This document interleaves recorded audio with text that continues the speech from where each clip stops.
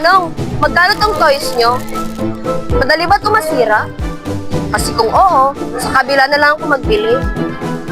Ano ba naman ito? Feeling ko multilingual ang babaeng ito. Iba-ibang wika ang ginagamit eh. Picturean mo nga ako dito. Sige, sige. Medyo haggard ka, be. Oo nga, I ate so much rice kasi kagabi. I eated rice? Mali yun ah. Sino kaya mga guro nito sa English? Hey, Manong, hinihingi sa panghusga. Alam mo ba na ayon kay Larry Silinger, ang mga ito ay hindi matatawag na error. Pagkamat ito isang sinyales ng wika ay buhay at ginagamit. Kaya naman, samahan nyo kami. Tayo mag-iimbestiga kung paano nga ba nagagamit ang interference phenomenon at interlanguage dito sa Palamalak, South Cotabato.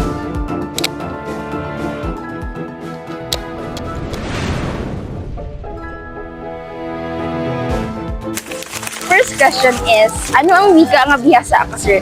Filipino, English, Cebuano, Ilonggo? Basically, my mother tongue, of course, Ilonggo. Medyo Tagalog man kung sometimes may reoccurrence or kailangan gid like sa classroom, mga recitation, so hindi mo Tagalog. And sometimes English food for reporting, like that. So, pero ang bihasa ko gid is my mother tongue, syempre. Ilonggo. So, same Ilonggo pod ko. So, first question, sir, is, ano galing name mo, sir? Kung So, my name is Jomaris Terminado, grade 10 lang. wow, grade 10, Grade 10 Jomari. So, yun. Ang first question, sir, is, anong mga hobby mo, sir, sa life or ano? Akong hobby is pinakaganahan or most ginadominan kong hobby which is videography and photography. Bihasa ko na. Kasali ko sa mga competition with my advisors. Wow! So, second question, sir, is, kung magiging artista ka, sino ang artista na gusto mo maging at bakit? Artista. Wala ko may maisip. Because sa mga acting industry, hindi kayo ko Ay, okay.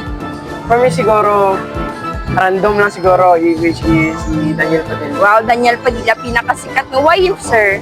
Because for me, I'll be like, atong sa mga kanila, like, grabe abi siya maghatag sa mag-deliver sa iyang acting. Kung baga, ginadala niya, iyang Tawagin, sir, no? Ang name niyo, ma'am? Queen Rose po. Queen Rose. So, question po, ma'am, is, anong hobby niyo and why niyo siya naging hobby? Siguro dancing. Dancing. So, ma'am, ano bang wika na bihasa kayo or fluent nga wika? English, Filipino, Tagalog, Bisaya. So, yun ang Bisaya. And the last question, ma'am, is kung gusto mo maging artista, sinong artista ang gusto mo maging at bakit? Yung ba ba? Mga idols, something like that. Siguro, I would say Ivana.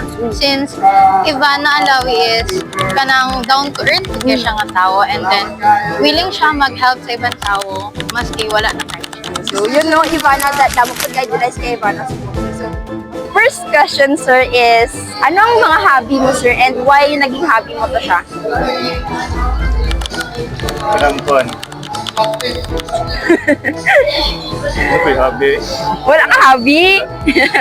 Okay, so, second question, sir, is kung magiging artista ka, sino ang artista nga gusto mo maging at bakit? Si Coco Martin. Why? Ang gwapo man. Paano pa mga katangin ni Coco Martin nga gusto mo? Gaya siya mga acting. Namin mag-acting, no? Anong palabas si Coco Martin nga pinakagusto mo? FPJs. FPJ, so dugay-dugay matapos sa FPJ. So, thank you so much, sir. Amo na to.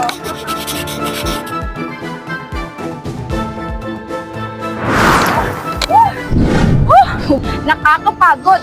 Kaya naman sa aming nakapanayam, inyong mapapansin na gumamit ang mga aming nakapanayam ng hindi bababa sa dalawang lingwahe upang ipahayag ang kanilang mga sagot. Base sa iyong napansin, nakikita na pagbabago ang mga lingwaheng ginagamit nila. May mga salitang nabubuo sa kanilang isip at mga salitang pinagalo-halo upang mas maintindihan ang kanilang naisabatid. Kaya pinapakita ng dalawang ito na ang wika ay dinamiko at patuloy na nagbabago at umuunlad depende sa mga tao. Kaya naman pala, ang interlanguage ay isang pansamantalang sistema ng gramatika na nabubuo ng isang tagapag-aral. Samantalang ang interference naman ay siyang impluensya ng unang wika sa paggamit ng ikalawang wika. Ang pag-aaral ng interlanguage at interference ay napakahalaga sapagkat nagbibigay ito ng mas malalim na pag-unawa sa kung paano natututo o gumagamit ng wika ang mga tao. Pero teka, paano kung mananatili ang interference at interlanguage? Kapag nanatili ang interlanguage, maaaring manatili rin ang mali o di ganap ng anyo ng wika ng isang speaker. Maaari ding lumitaw ang mga bagong variasyon ng wika na tinatanggap na ng lipunan. Sige, isa pa, picturean kita. Kaya sa aming karanasan na ito, pinapakita na ang wika ay hindi lamang nakatuon sa mechanical na kaalaman, kundi sa dinamikong proseso ng pagkatuto. Sa halip na ituring na simpleng pagkakamali, ang interference at ang interlanguage ay nagpapakita ng maunlad at malikhaing paggamit ng wika. Nalaman namin ang kalagahan ng pagiging mapagpasensya, mapanuri, at bukas kung paano ginagamit at pinapaunlad ng bawat tao ang kanilang mga wika.